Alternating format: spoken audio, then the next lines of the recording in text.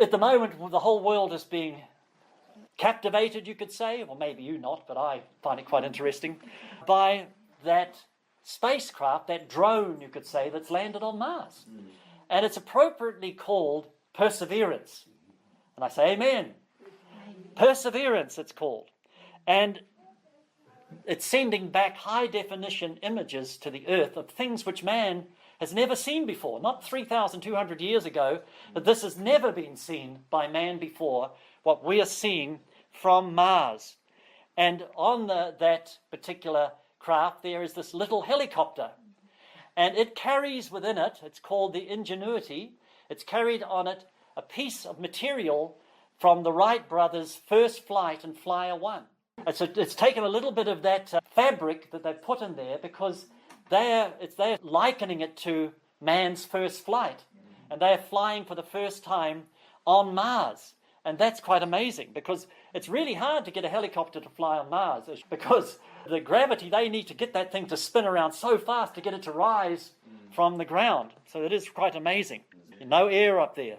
It all comes back to not only did that particular mission to Mars take 7 months, but really that mission to Mars has taken thousands of years to accomplish because man from the dawn of time has always tried to fly.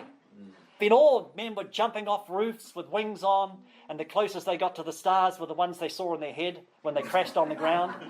And right up, it says, in the time of the end, men would run to and fro, and knowledge will increase.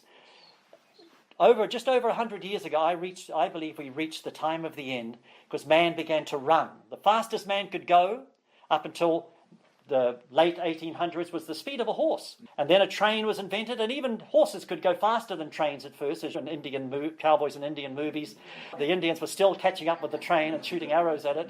But eventually the train surpassed them. Then we had fast cars. Then when man started to fly in 1903, and it's interesting to note that it were two Christian bicycle mechanics who were the ones who were credited with the flying machine.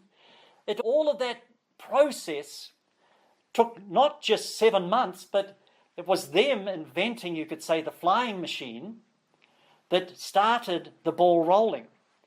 And that was at Kitty Hawk. It was the Wright brothers, Orville and Wilbur Wright, in 1903.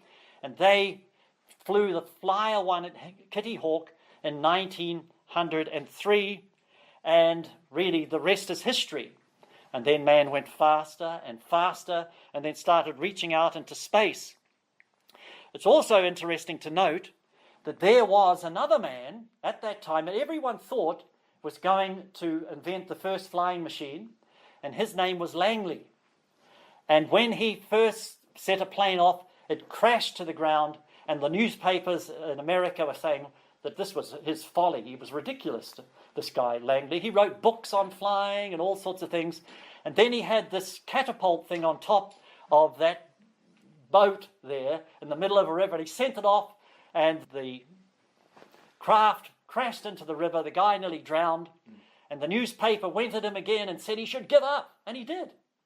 If he'd have kept going, he could have been accredited, but he gave up, just short of having success. There's another amazing testimony I find of Alexander Graham Bell, who was a Christian. And he is accredited with inventing the telephone in 1876. But there was another man called Rees, who invented a machine a lot earlier than him, but the only thing that could come out of speaking into this machine was whistles and hums. Couldn't speak like they could with Alexander Graham Bell. And Alexander Graham Bell invented this machine, and he found that all it needed, the difference between the machine that other man made called Rees and Alexander Graham Bell, was turning a little screw 1/1000th of an inch. And in changing that little screw 1/1000th of an inch, it was enabling man to speak. He had a mother who was deaf and a wife who was deaf, and so he wanted to learn about communication. And you read his testimony, it's amazing what he went through. When he first took his invention to a bank, the guy at the bank, he wanted money. The guy at the bank said, "Take this toy out of here." Wasn't interested in it. I think he's really kicking himself now. That wouldn't he be dead, wouldn't he?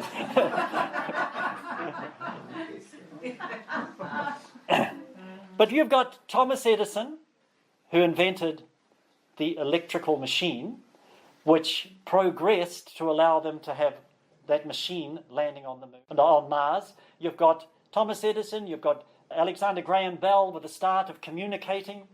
You've got all of these things. It's taken a long time, not just 7 months to get from Earth to Mars. It's taken hundreds of years, thousands of years to get to that place.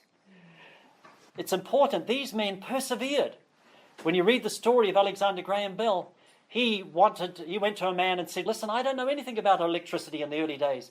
And the guy who counseled him said, don't give it to someone else. You do it. You learn about electricity. And when he went to patent it, patenters said, you're the most educated person in electricity who's ever come in here. He taught himself. He persevered and he kept going, and the rest is history. That's one thing that Alexander Graham Bell said. God has strewn our paths with wonders, and we certainly should not go through life without eyes shut. So that was something that he said. I'm ending now on the story of Elisha and Elijah. Now, Elisha knew that his mentor was about to be taken from him, going to be taken away. And he was following him. He'd been his servant, I don't know for how many years, but he was serving Elijah. And every place they came to, Gilgal, Jericho, different places like that, Bethel, Elijah said, stop here. But Elisha said, no, I'm not. I want to go with you. I want something from you. And he was told to stop, but he kept going. They came to the river Jordan, and Elijah said to Elisha again, stay here. He said, no, I will not stay here. I'm going with you. They cross over, they get to the other side, and when he's on the other side, Elisha says to him, what do you want? And he says, I want a double portion of your spirit. And Elijah said, you've asked a hard thing, but if you can see me when you're taken from me, it will be yours. And we see that he did see him when he was taken from him, and he did receive a double portion of God's Spirit. And the amazing thing was, there's no record of Elisha ever doing any miracle, any healing, anything up until that day. All he gave himself to be a servant. And he served Elijah. There was no record of any miracles in his life whatsoever. But on that day that he hung out for, he persevered for, on that day, suddenly, in an instant, the spirit of Elijah is upon Elisha. And everything changed. And when he came back, he parted the river Jordan, and all of that happened to him. Great encouragement of a person who persevered. Most assuredly, I say to you, he who believes in me, the works that I do, will he do also. And greater works than these will he do, because I go to the Father. Do you believe that is for Christians in days gone by, or is that for Christians even today? We need to ask ourselves, are we doing that? And if you say no, we need to be asking the Lord, what's going on here? We need to persevere. John 14:12. Persevere. You know, your miracle, your blessing, your dream could be just 1 day away. Persevere. It could be 1 meter away to the bottom of that pit. It could be 1 dip away, 1 more dip. It could be 1 more scratch away. Amen? Or it could be 1/100th of an inch away. It could be just around the corner. Amen. Don't give up. I believe we're in the last days. I believe that we're in the last days before the great and terrible day of the Lord comes. And the Lord's spoken in Malachi about the Elijah ministry, I believe, coming before the great and terrible day of the Lord. And we see in James and other places where there'll be great things happening. It says, ask for rain in the time of the latter rain, and the Lord will make bright clouds and lightning in that time. Manifestations of his power. So don't give up, brothers and sisters. Keep going. Never give up. Never surrender. Amen? Never give up. Never surrender. Blessed are those who persevere, for they shall receive the crown of life. They shall receive a reward.